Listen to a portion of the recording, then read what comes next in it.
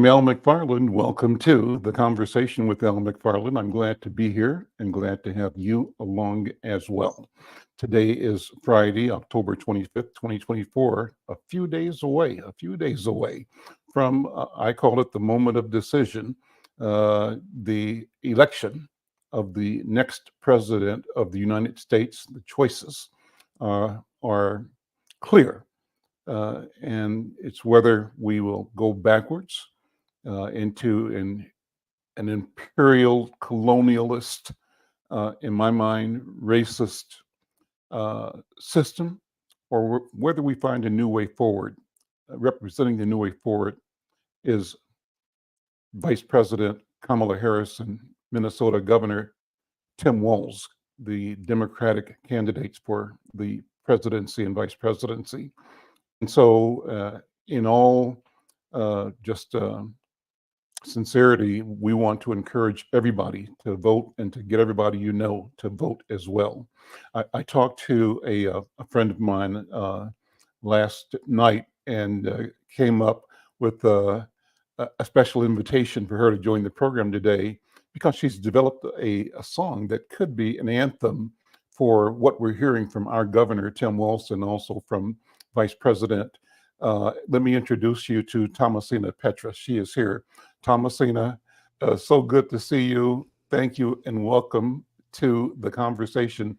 We call this program the Healing Circle. We'll be joined momentarily by Dr. Oliver Williams and Dr. Bravada Garrett Akansanya, our co-host for the Friday program.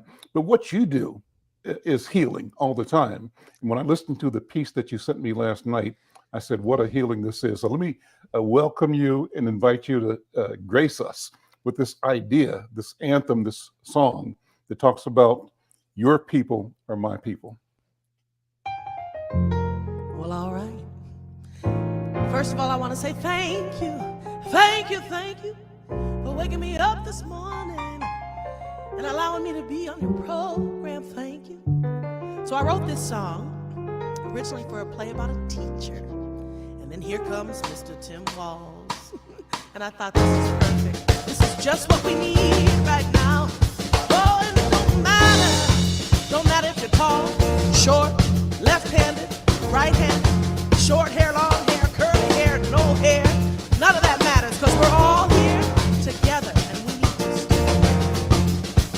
You know, your people are my people and my people are your people and together with all the people we can do anything. I say your people are my people and my people are your people and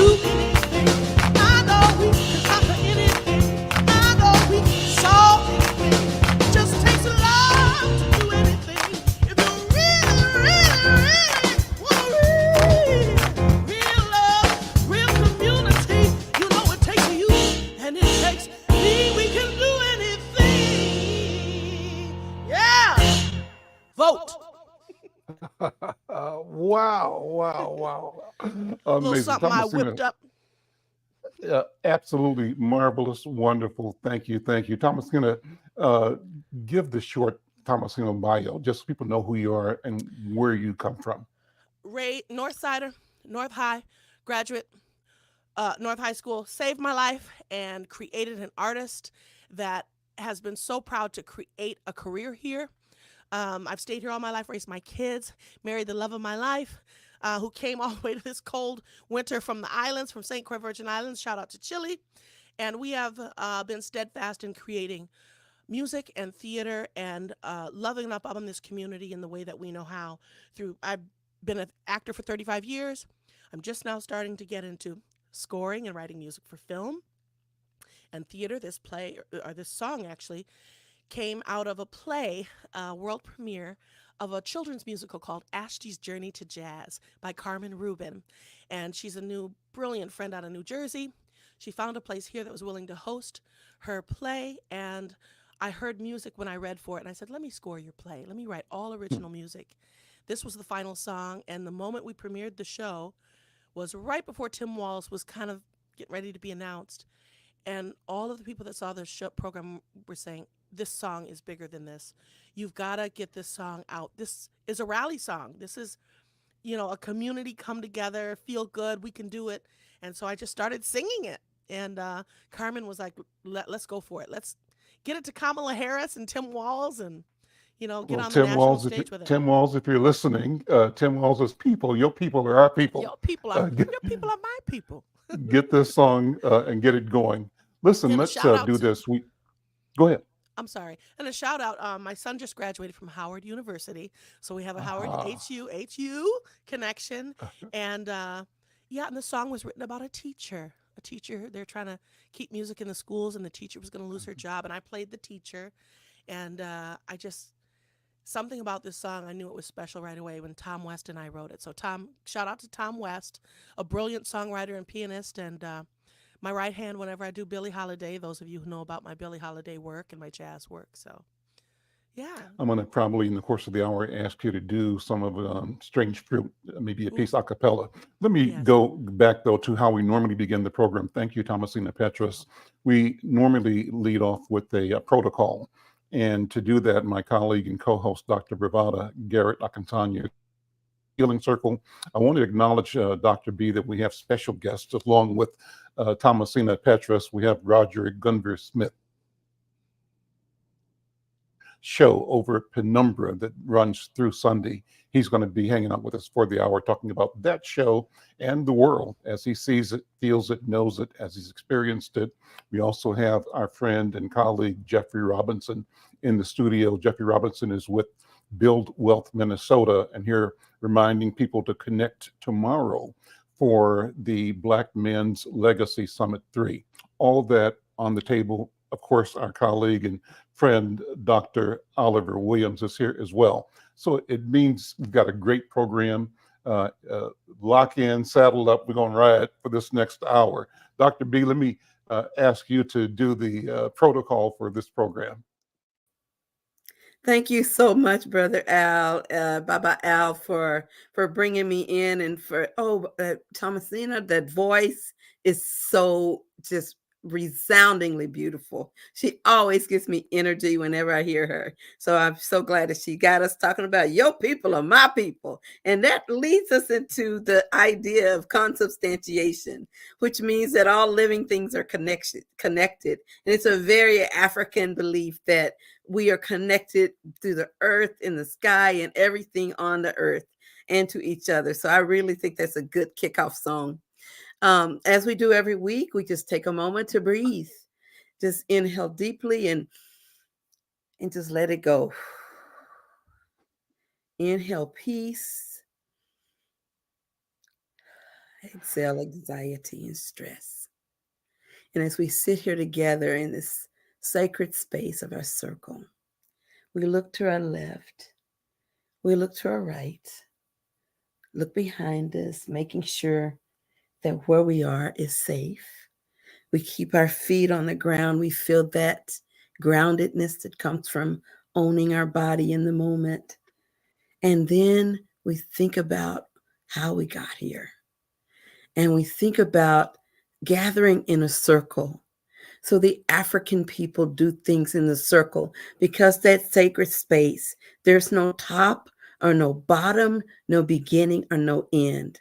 We all exemplify the creation of connection. And in that circle, we honor our elders because those are the shoulders that we stand on.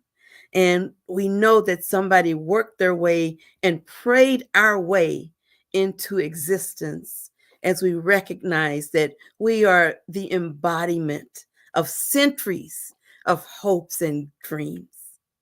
And as we end this circle, as we enter this circle, we also acknowledge our ancestors. And we acknowledge them because those are the shoulders our elders stood on. And we acknowledge them because they are closest to our Creator.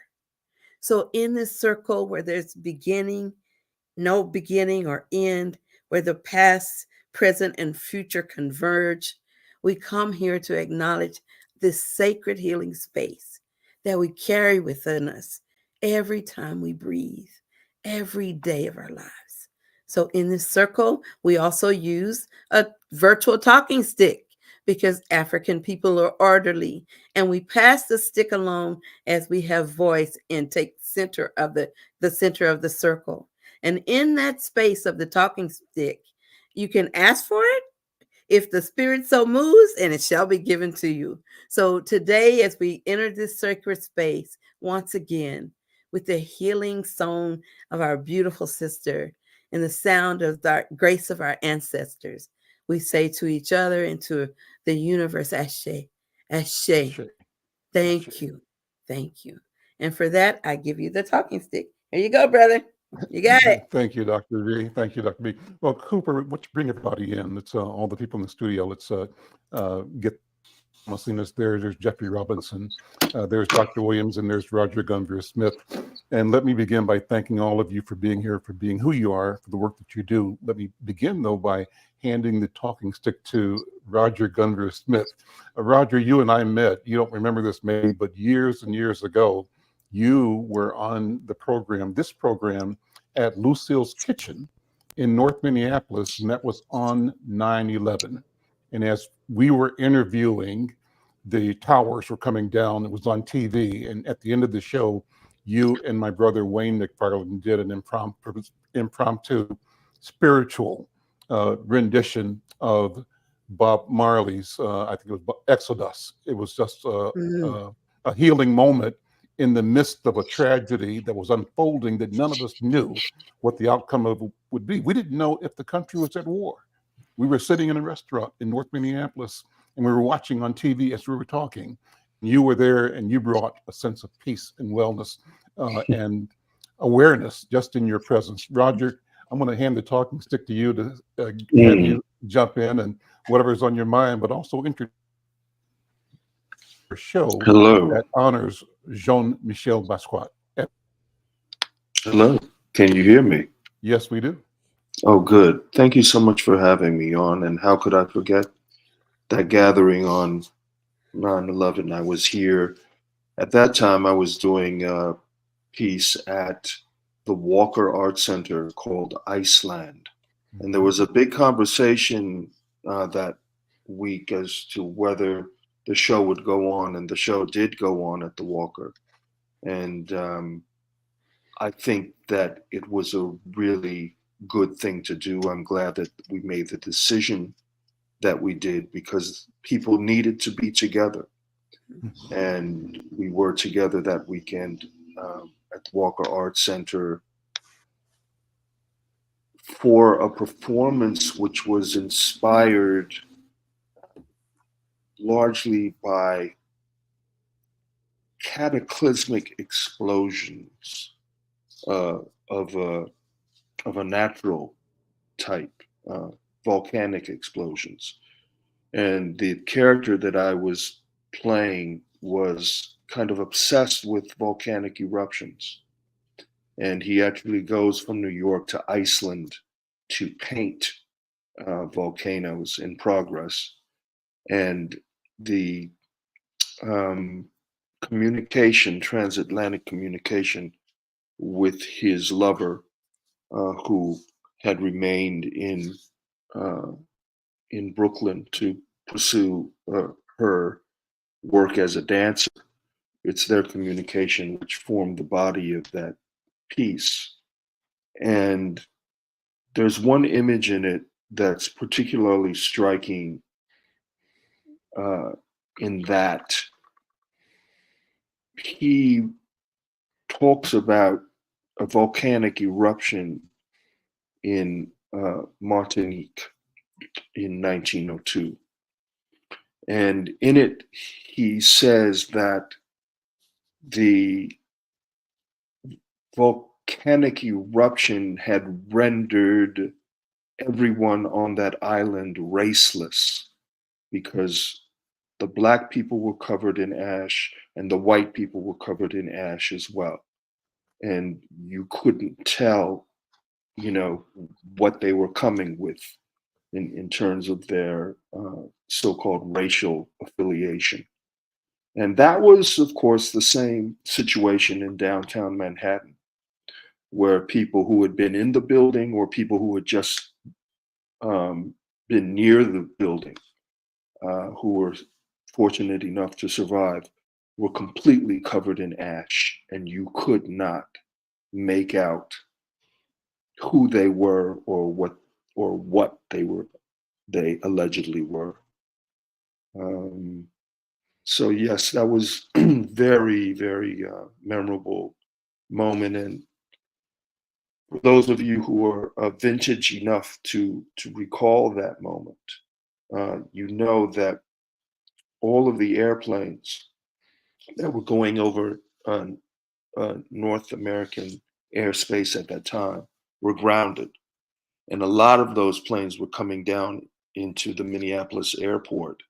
And the hotels were absolutely packed because you had people coming in, disembarking from all over the world, not with any plans to be here.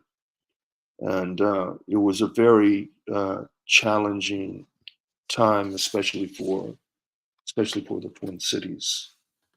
I'm back this time around on the other side of the river, where I have been quite frequently at the Penumbra Theater, amazing theater, of course, in St. Paul's Rondo neighborhood.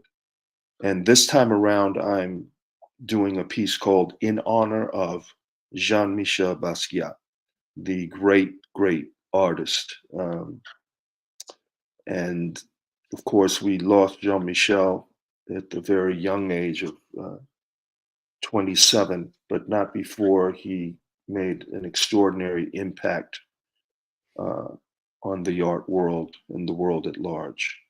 And so my piece at Penumbra, which is running through this Sunday, focuses on my friendship with the late, great Jean-Michel Basquiat. We met in Los Angeles, where he was doing studio residence, and we remained friends for the rest of his life.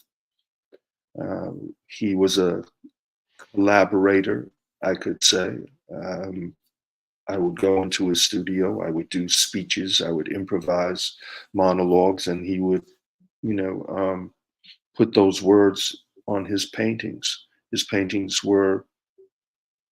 could be described as poetry come to life, illustrated poetry, illustrated philosophy, illustrated history, and really fascinating work which continues to resonate.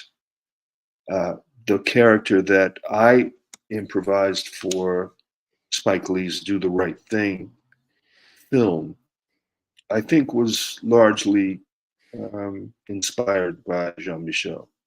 And tragically, it was when I was improvising this character, Smiley, for Spike's Do the Right Thing, we lost Jean-Michel just on the other side of the East River in Manhattan while we were doing that film in Brooklyn.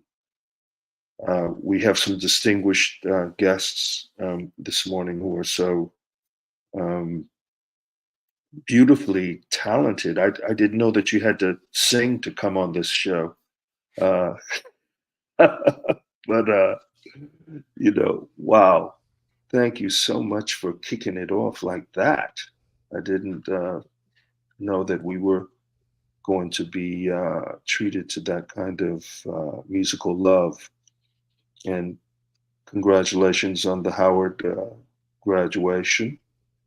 Um, your son may have been a classmate of my nephew who recently graduated from Howard as well. So we'll talk about that. Uh, Go Bisons. Yeah. I'm wearing my blue. But actually, that's for the Dodgers because they're going to whoop up on the Yankees tonight. Hope there's no pinstripes in the house.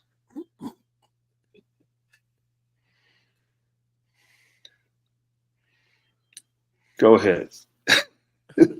Al, please. You're on mute. There we go. I said the way this works, Roger, is you can pass the talking stick to anybody in the Okay. Well, I'm passing it back to you, brother. Well, thank you. And the way this thanks is for having unfolding is one beautiful, and thank you so much. Let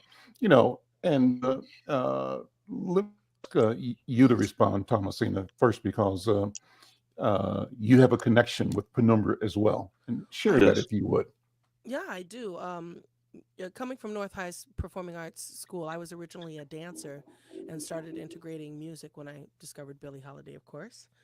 Anybody in the local community knows about my relationship with jazz through Billie, but I first started at Penumbra, and I'm now a company member of Penumbra, all the way 86, which kind of tells how old I am. But I've I honed my craft on those boards at Penumbra and under the tutelage of Lou Bellamy and family and Austin Van, who we both kind of grew up and became, local artists really committed to bringing great work and cultivating great work here in Minnesota. And so, I love Penumbra Theater, and I'm honored to have them be a part of my formation as an artist for sure.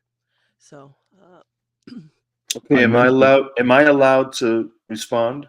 Yes, Is that please. part of it? Okay. Absolutely. Great. Yeah. So wonderful that you're a Penumbra company member, and uh, I would like to consider myself to be a company member as well, although I don't live here. I live in Los Angeles. And of course, Billie Holiday would be an obsession of yours. Um, there's a line in the Basquiat play, actually, about Billie Holiday, um, where I say, Billie Holiday called Lester Young Prez, and then Prez says, I crown thee Lady Day, mm, his sax tilted toward heaven. right. So that's for you this morning. Thank you. Well, I This look forward to afternoon. hearing it tonight because I'm coming to the show. I'm on theater time, so. So, yeah, I look forward to coming and hearing it tonight. Oh, cool. Yeah, so I'll definitely be at this show. I've heard Feel nothing but wonderful things about it. And feel free to stand up and shout if you'd like. don't tempt me. But I've been, it's not lost on me that you've been here a number of times with exceptional performances Thank you. and your own self-created works, which Yes. is something I started doing once I realized there were pieces on Billie, for instance, that didn't really capture her whole self. A lot of times the lens that was looked through was a white male lens. Yes. And I've really worked to continue to bring forward information and things that are interesting to young people and things that people of my generation and older didn't necessarily put together because of how it was given to us. And so, I could wax poetic about how I use Billie sort of as a nucleus to touch on really everything that's still relevant in our society on women's health, women's mental health, race. All of it, music, the music industry. She's just kind of a 3 degrees of separation from Billie Holiday to me. So, Show us what you mean, Thomas. And have you got something that we mentioned before that you could do on? oh, absolutely. So, the day after George Floyd died, I live about 7 blocks from the murder scene. I couldn't sing for a month, but I wrote what would become the second verse, and I called it "Strange Fruit, Northern Streets." And so it's been recorded and sung and part of some of the Monument Foundation's works. Shout out to OMG Media Solutions and the Minnesota Center for Humanities, who funded these wonderful films and documentaries, and I've had an opportunity to perform it for that. I'm assuming that all of us are familiar with Billie Holiday's verse of Strange Fruit. So after that, the last line, I'll just sing a cappella if you don't mind, Please into go ahead. this second verse called Northern Streets. So here is a strange and bitter crop. Northern streets, they bear this same fruit. Cap, he's still on his knees with more blood on their blues, while our voices scream in the summer breeze, screaming, he can't breathe. Oh, stop this, please. Now some mothers nurse and sing their lullabies, or they get to rock their babies as one of us dies. Scent of the summer bloom, so sweet and fresh, and yet they still fetish for our brown pounds of flesh. So go on and change your laws. Go on and keep your codes to never, never, ever pay us what is owed us. And if you still need us, terrified, then your cause ain't just. It ain't in God we trust, and know you must. Your leaders, they lied. Oh, amazing, amazing, Oh, wonderful. girl. Thank Mm. you, Thomasina. Thank Let you me for that. pass the talking stick to Dr. B. Dr. B, feelings, impressions, thoughts, and then Dr. Oliver. And Roger, jump in wherever you want to. I have to say this this whole conversation can be very triggering if you're connected to community, because we are such collectivist people. When we see something happen to somebody else, it might as well happen to us. We can easily put ourselves in the positions of our brothers and sisters. And I wanted to just say that earlier, Roger's statement about being covered in the soot during 9/11, that was such a moment for me, because I grew up in Texas, and the year that I moved to Minnesota, it was the year that, they dragged the brother to death, and George Bush wouldn't even admit that they did it. Hmm. And I remember seeing that soot that I couldn't see, who is Jewish, Muslim, black, white, man, woman. And that day made me understand American privilege. Because see, I'm a black woman, and I never felt like I was privileged because I'm black. I'm a woman. I didn't know what male privilege looked like because I'm not a male, but I'm an American. And when all of those people look like me, it made it easier to let me see how privilege works. You don't even know you got it until it's threatening to be gone. So today, when we're thinking about this power that we carry, that resonates and increases our experience, especially in the middle of an election like this, where everything this country supposedly stands for is a lie. If we vote for someone who looks like Trump, it's got to be a lie. It's got to be a lie. And in that belief comes woundedness. And it's not just for me. We're talking about generations of woundedness. We're talking about generations of people who have hoped for a different trajectory for each and every one of us. So as a psychologist, my days have been spent trying to do what we call cognitive reframing. And in that, we have to change our minds about what this is we're seeing. In it, we grab our spirituality and our humanity, and we trust in each other. And it brings tears to me. Because when I look at this panel, I just feel grateful. I feel hopeful. I feel empowered. And I pray that through your art, through your voice, with that feeling of empowerment is shared. Because that's what we need right now. All of us are healers in our own way. So I pass the talking stick to my brother Oliver. Well said, Ravada. I was thinking about, as you were talking, one of the things that I was thinking about is Joe Biden and the fact that he was giving an apology to Native Americans for the boarding schools. And Joe Biden is a good man. You know, he created the Violence Against Women's Act, you know, to make sure that we took care of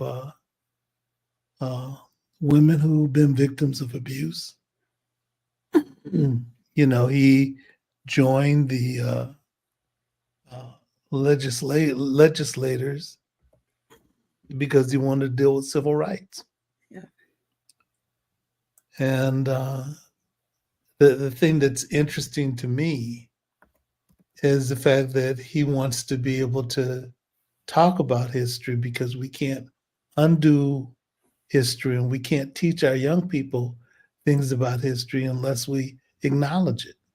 Yeah. And what Trump and his ilk want to do is pretend like it didn't happen. And as a consequence, they're absolved of any misbehavior because they deny the fact that it ever happened. Yeah. So just another reason that Joe Biden tells this story about Strom Thurmond giving him his office. And he gave him his office when he was about to retire, and he wanted to give him his office. And Joe Biden told him when he came into the Senate that he was coming in because he wanted to deal with civil rights. Mm-hmm. So Strom Thurmond nodded his head and didn't say anything until he retired. Then he came up to Joe Biden and said, you know, I think it's good that you're dealing with civil rights. Interestingly enough, he said, it was good that you were dealing with civil rights, not so much for the black man, which you would have expected him to say. But he said it was good for white people. He said because it freed their souls. Which Well, is I don't know. I don't know if it freed Strom Thurmond's soul. Strom Thurmond had a black daughter. Oh yeah, I knew that. Who was a longtime teacher in the Los Angeles school district, and he never acknowledged his daughter. But that's a great American tradition, isn't it? Yeah, it is. Well, I think he did later acknowledge her and his doings. But you know, I thought that his comment was also interesting But he didn't acknowledge her during the course of his public life. His public life. Yeah, Mhm. which Right. would have made all the difference Right. in terms of the lessons imparted and in terms of his connection with his own flesh and blood. Right.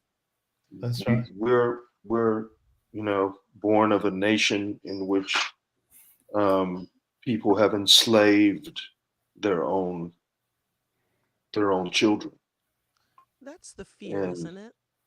that's the maniacal, uh, emotional moment in which we continue to be engaged. Mhm. That's right. That's And the this fear of the is domino effect. You start moving one thing and then, well, wait a minute now. Now I got to address the fact that I have a black daughter. See, this is why I didn't want to start this anyway. You know, I should have just, you know what I mean? It's Yeah. the fear of the domino effect. If you do one thing, now here comes something else, That's right. you know, because to acknowledge that would have then been what? You know, it's like Etta James' father, who we're pretty sure is Domino, Minnesota Fats, not Domino, Minnesota Fats, the pool pluck shark. And she met him face to face and instantly had that connection. They were both famous by then. Met him in a hotel he was living in, had to track him down. So basically cornered him, and no words were ever really even spoken. She knew instantly that was her father. And if you dig up pictures of her and him and his mother, I think her name was Rose, she looks so much like that grandmother. But what does that say if you acknowledge that Etta James, in her 50s by then, actually was your daughter? She's famous. She's like, you know, what does it matter now? You're almost dead. And here I am. Well, it would acknowledge, number one, that he was with her mother when her mother was 14, 13 when she got pregnant. It would acknowledge that do you know what I mean? The domino effect of even admitting one thing, even in death, what does that leave behind for the legacy of you with your whiteness? So the idea to protect all this, even past your own existence here, it's a very powerful thing, you know, and yeah. The thing I want to push in the narrative of these real conversations about race is for people to stop saying things like we're working against inequality. Black people have been pushing against inequality. Well, we say black people, but we say inequality for the name of those people. Say white male power structure. That's what it is. White men are at the top of this. We need to address things using that the body. If we're using our bodies against inequality and injustice, we make this vague comment about what it really is. Name the thing, you know, name the thing that it is. And if we're saying us, then we need to say them. And there's just been so much of a vagueness. I think if we actually start putting the body in the place of this general terminology, people start saying, well, if I associate myself with that, where do I fit in the puzzle of how to dismantle this unfairness? I mean, we're still talking about inequality. So if we visualize that, we visualize two little pegs and one little peg is way ahead. And I used this scenario last night with a friend. You hear high heels clicking behind you, a woman making progress. And you hear her high heels kind of like in a horror movie. And you hear them behind you. Now she takes 2 steps and then stops. You don't turn around, but you're like, well, shouldn't I take 2 steps then so that we stay the same distance apart? And then she starts walking faster because she's working. But the idea of the power structure is, if I let you gain on me, I'm losing something. You're already there. You're already where you need to be. You're at the top. Maybe you can't even physically move forward because you are at where she's trying to be. And if you stop and listen, she might not actually be directly behind you, with this fear of she's coming to take the place where I'm standing. People are on their way to physically stand in my footprints and push me out of them. There is infinite space on the line to your right and to your left. If you're having a line of demarcation, she could be, a mile from you, but because you hear her echo of her footsteps behind you, you assume she's coming to get your stuff, your job, maybe she's created her own damn job. Sorry. Mhm. Nah, I A done black went there. job. Nah, I done One of went those there. black She done jobs. created her own black job. Do you know what I mean? This idea of everybody's convening on this one spot that I'm standing. It's so ridiculous to say it out loud. And I've actually been in conversations. I have talkbacks after every Billie Holiday show because this is important, especially when I do the actual show that was on Broadway that Audra McDonald won her Tony for. And it's a beautiful play, but it's missing a lot, right? So we have these talks after the show, and when wives manage to drag their husbands to theater, and they're sitting there, there always comes this part where people want to talk about Strange Fruit. They want to talk about that era, and they want to say how far we've come since then. And I say, I want this conversation, this talk back, because theater is one of the few places where people can have real conversations if the space is created for it. That's why I'm such an advocate for theater, because adults can't have conversations with people they don't know already. You can't just drum up a conversation about real stuff at the grocery store. You get cussed out. You might get maced. Like, people don't know how to connect with each other on things they may or may not disagree on, or just want to think different or hear different. So in these talkbacks, I said, I want to break the ice. We have some white men in here, and I just want to, is this a real thing? I mean, I'm going to say it silly because I want to, not silly, but I want to say it in a way that sounds like what my folks and me talk about when we talk about people in white spaces. Do they really think that the doomsday or the doomsday prep or the idea of equality, is there a real fear that Black people are going to crawl out of the inner cities to the suburban areas and take your stuff, your job, your wives, your like, take your things? To say it out loud sounds weird, but is that like some deep internal fear? And one of the men said, you know what? Yes, I can honestly say that it sounds bizarre to say it out loud that way, but it's the truth. Yeah. It's the truth. It's how we shape our lives and protect the idea of conversations around race, to just not go there, because to really go there, you go into the extreme thoughts of people who do extreme things to protect that idea. And it sounds inappropriate to say it that way, but I was so flabbergasted that he was willing to say what we all know and feel. We all know and feel. And it's like, so, okay, what do we do with that?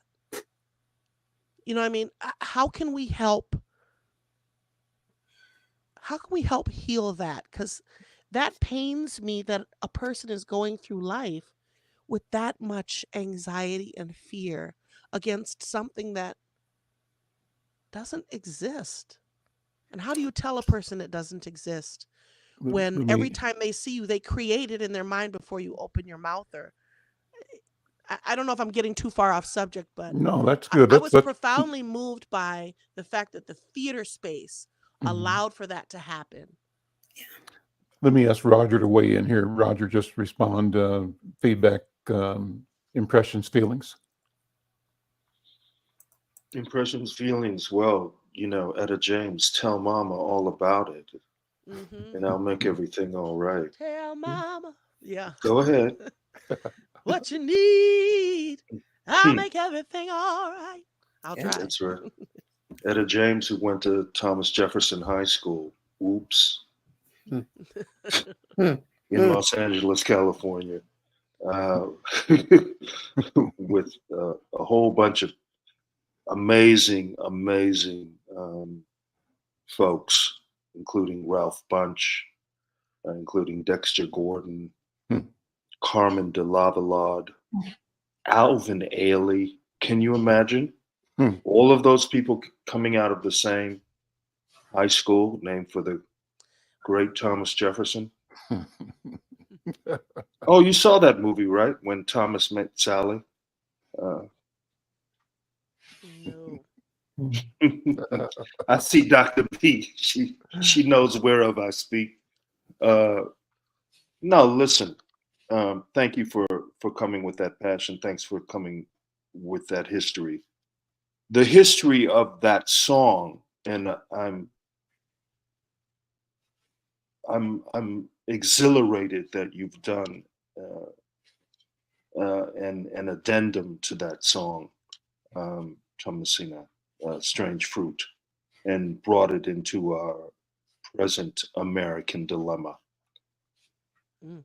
I think that we are of the same mind, as Chuck D would say, unblind. So we don't want an audience coming into a theater or wherever we're performing and then walking away and saying, wasn't it horrible what happened way back then? It's horrible, you know.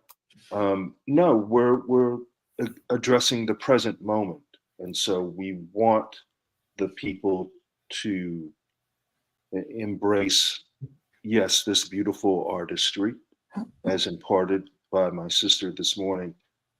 But we also want them to embrace the movement of the people. And this is how our work can be used. And I dare say that in this political season, this is how our work can be abused. Uh, you know, there are electoral efforts which will exploit artistry quick, fast, and in a hurry. And we're getting an example of that as we speak. We're expecting the integrity of an artist or artists to replace the negativity of the electoral process. Something that makes us feel good about ourselves as a nation when we can bring somebody on stage who has you know, a modicum of integrity, and have that person represent a political entity. And I'm not just, when I say political entity, I'm not just talking about individuals who are out here on the campaign trail. I'm talking about a system of political mayhem, which has been inherited from generation to generation to generation. There's only been one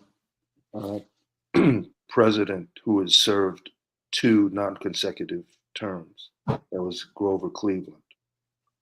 And he was a strike breaker.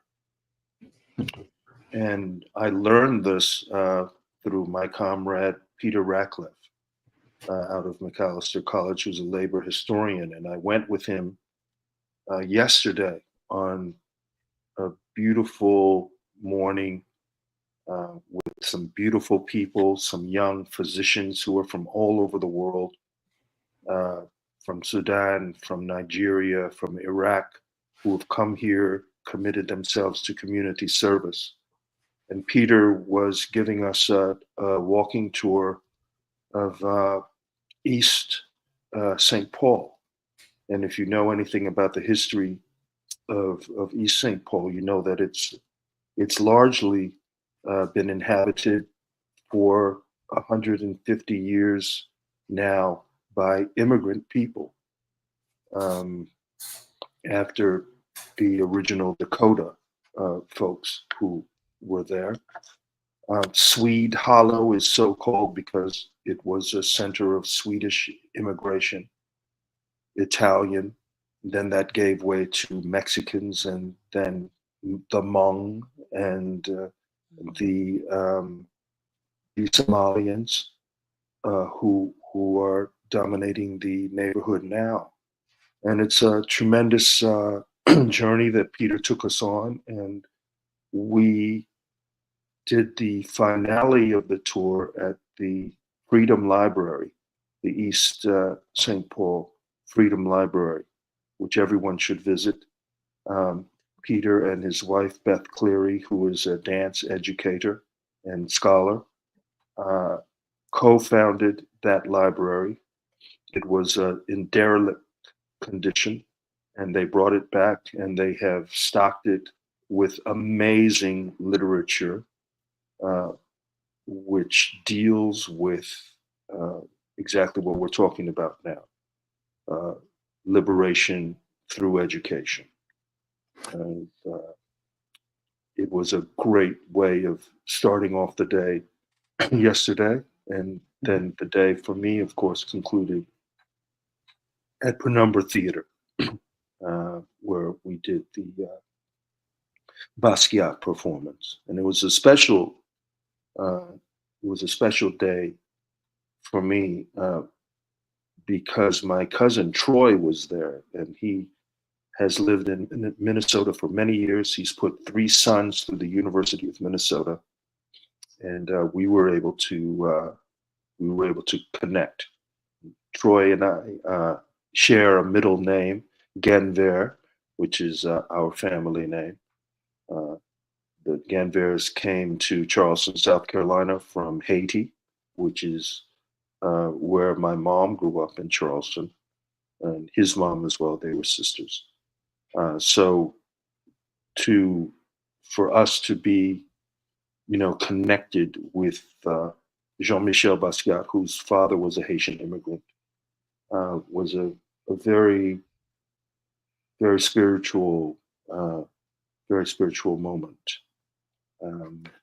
And of course, politically, Haitian immigrants have of late caught hell. I'm not even going to honor the aspersions that have been cast upon them. Mm-hmm. But I will conclude this particular rap by saying that the Haitians continue to pay a huge price for a successful slave revolution. And we talk about reparations. Well, you know what? The Haitians had to pay reparations to the French for the loss of their slaves, for the loss of their plantations. And that reparation payment was enforced by the United States of America.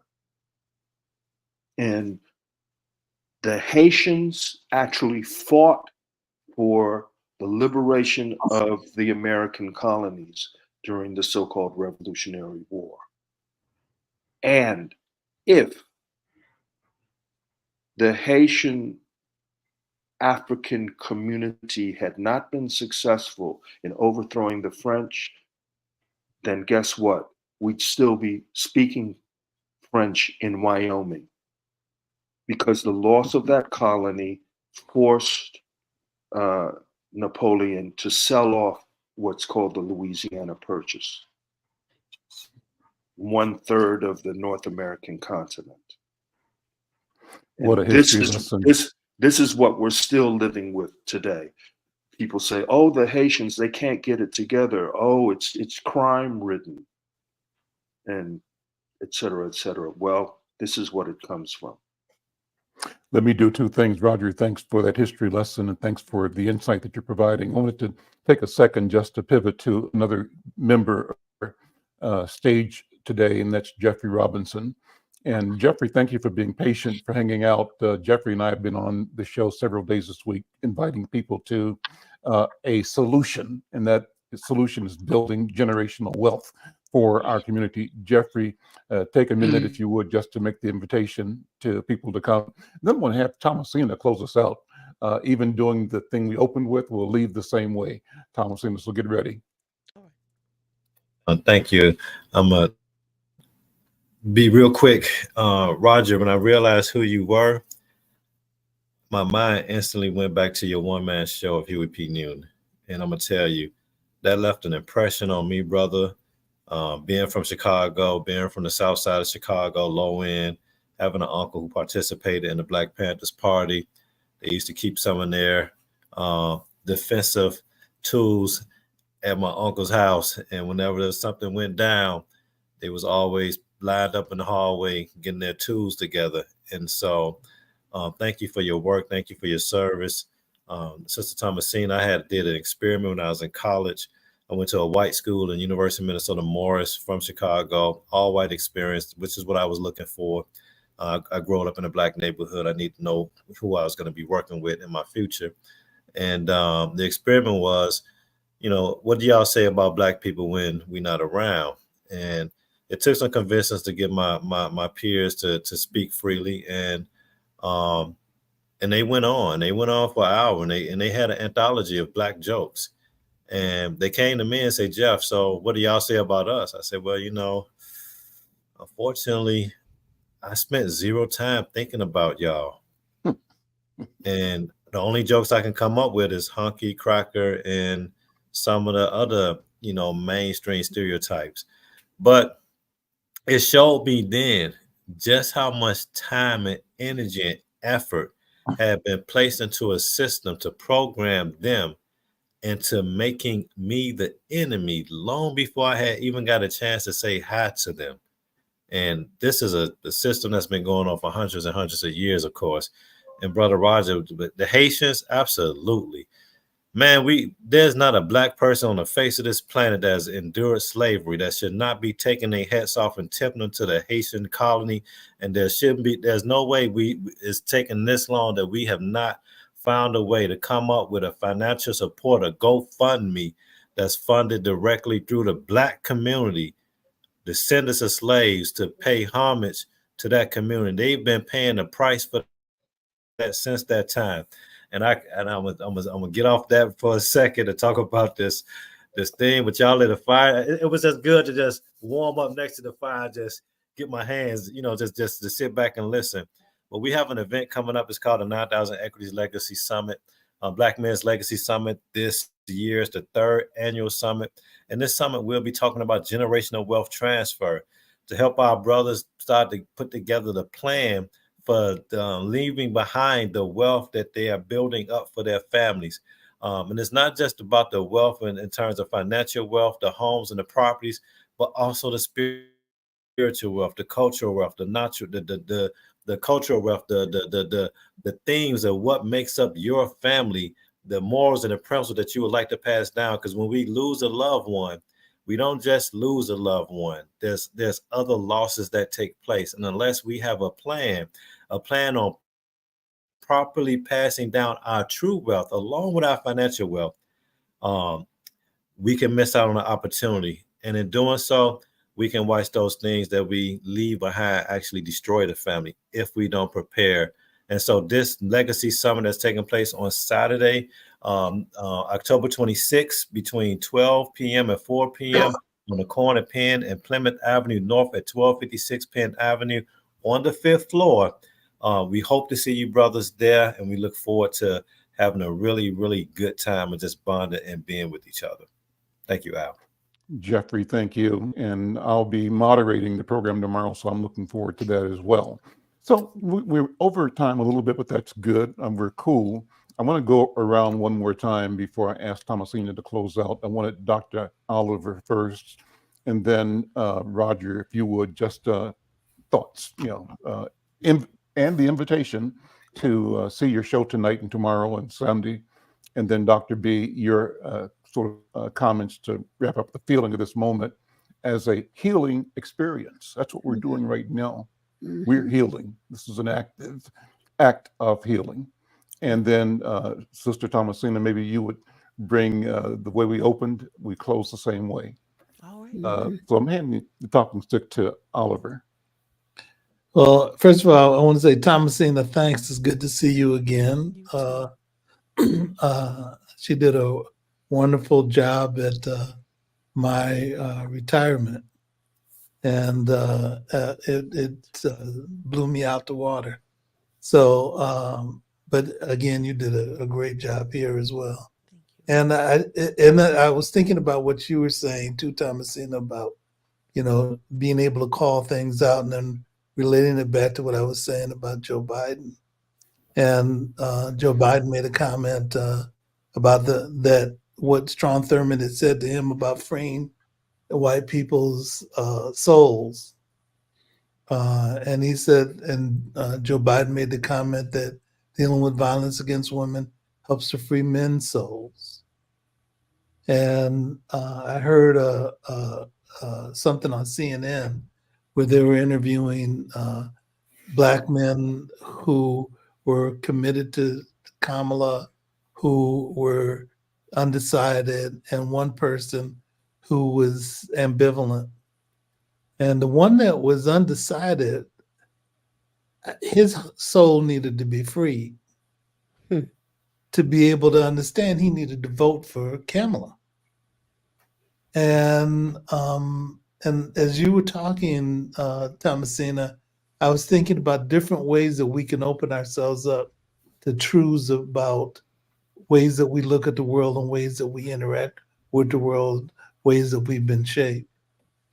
And I just hope that what we can do is to tell the truth, and see the truth and feel comfortable with the truth, and grow with the truth and not be afraid of the truth. Mm-hmm.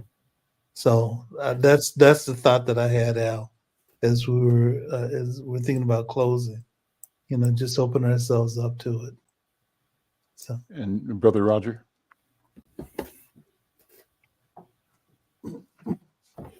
If there is no struggle, there is no progress. Those who profess to favor freedom and yet depreciate agitation are those who want crops without plowing up the ground. Mm-hmm. They want rain without thunder and lightning. They want the ocean without the awful roar of its many waters. Now, the struggle may be a moral one, or it may be a physical one, or it may be both moral and physical, but it must be a struggle. Power concedes nothing without a demand. Never did, never will. Find out just what any people will quietly submit to, and you will find out the exact measure of injustice and wrong which will be heaped upon them, and these will continue until they are resisted with either words or blows or with both. Dr. B? I think of this poem I wrote some years ago. It's called Apology, and it goes like, they say they want to apologize. Isn't that real good news? The country wants to wash away the lies and all of the abuse. The president is really thinking that it may just be the thing to offer an apology, say we are sorry, to take away the sting. But can 3 words be so powerful as to bring such a relief and wash away the awful and obliterate the grief? How do you say I'm sorry for beating you to death, for raping you, castrating you until there's nothing left? And a little bit later, I think about the idea of remuneration and reparations. And I think of the last part where on that poem I write,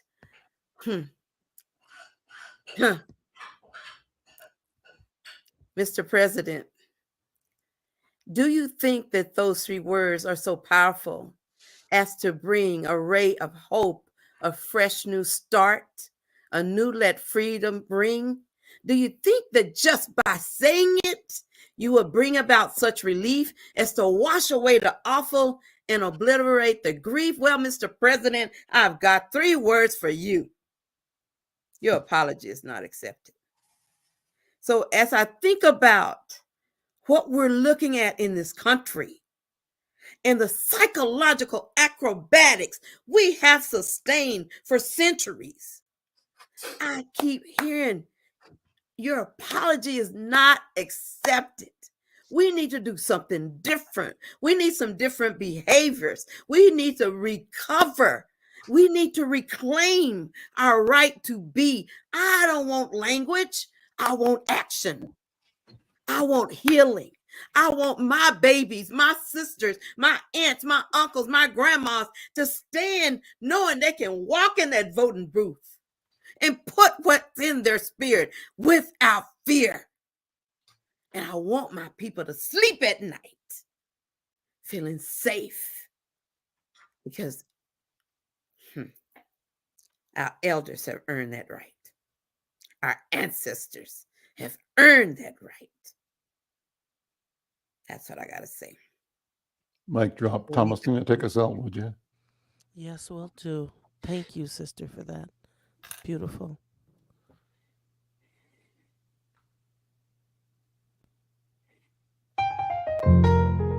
So one more time for the people in the balcony, for the people who didn't join us in the very beginning, and we have a chance to come together still. There is still time to join in this song of unity, y'all.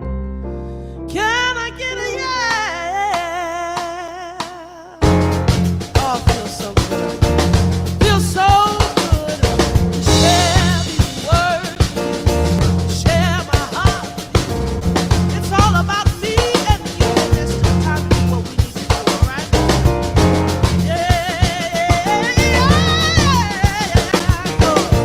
Your people are my people are your people. Together with all the people, we can do anything. I say, your people are my people are your people. Together with all these people, we can conquer anything. Now we all have our problems, different points of view. But how to get to a solution that helps both me and you? Is it always easy? Is it always fun? But oh, how good it feels when we all come together as one. Yeah, yeah. Your people are my people are your people. Together with all the people, we can do anything. I say, your people are my people are your people. Together with all us people, we can conquer anything. Now today I may need your help, tomorrow may be you. No one can do everything, so just do what you can do. And when you need a hand to help open up those doors, well, I'll come busting through and let you too, 'cause that's what friends are for. Yeah, people are my people, and my people are your people. Together with all us people, we can solve anything. I say, your people are my people, and my people are your people. So together with all the people, we can do anything. We can solve anything. I know we can fix anything. I believe it. I hope you do too, y'all. If you really, really believe it, we've been given this gift of a beautiful planet. We've been given the gift of all kinds of beautiful people, beautiful minds, beautiful hearts. All we got to do is start working together. We can solve anything. And we can invent it, we can uninvent it, right? Hey, put your hearts together, put your hands together. Because this part takes both me and you. You see? This is the part that put the part in the audience participation. Yeah, yeah, yeah. Hey, work can be fun. Oh, we can do it if we put our minds to it and our hearts to it and our resources to it. Hey, yeah, say, your people are my people. Say, are you saying it? Together with all those people, we can do anything. Now say, my people are your people. My people are your people. Come on, y'all.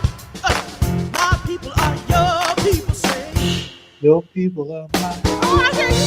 My people are your people, yeah. Your people are my Hey, people.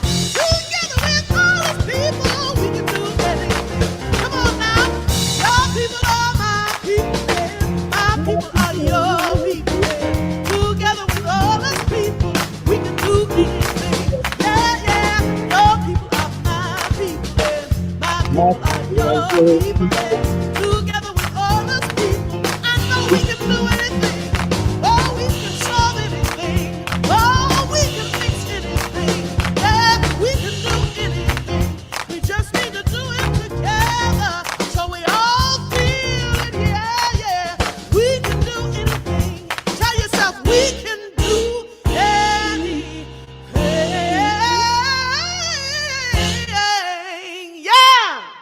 Eshe. Bless y'all. Bless y'all so much. Thank you. Nice job. Whew. Thank you. Great.